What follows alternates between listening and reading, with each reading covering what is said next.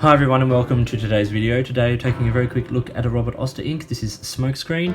This is an ink that came out just a couple of months ago, as I'm recording this now at the end of October in 2018.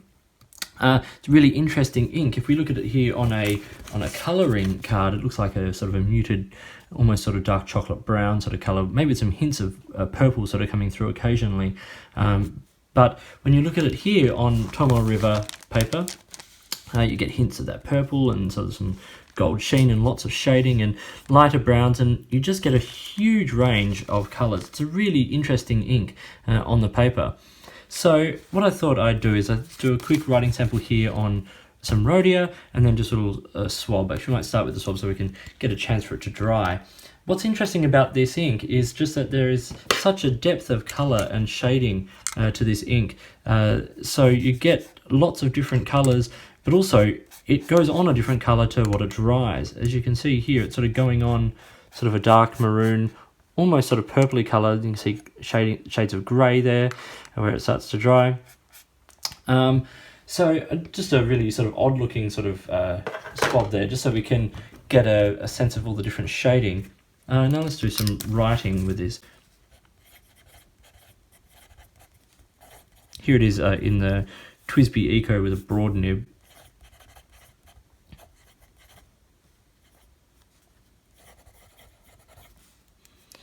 As I said, a TWSBI broad Eco.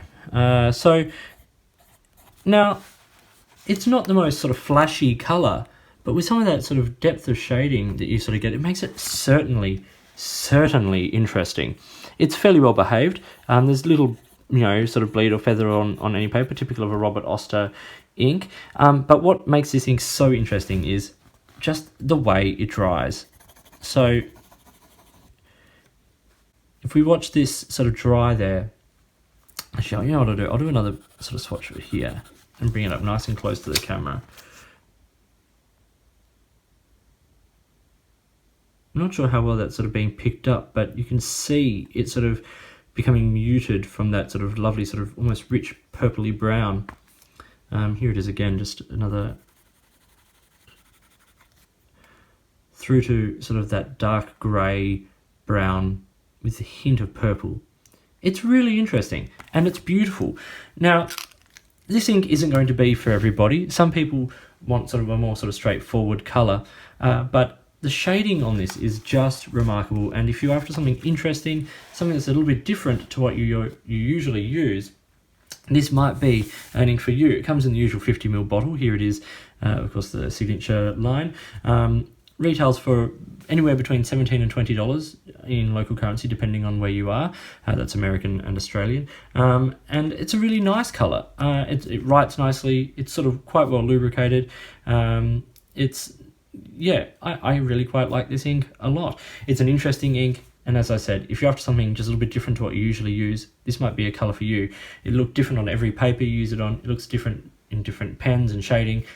It is a very interesting ink. This is Robert Oster Smokescreen.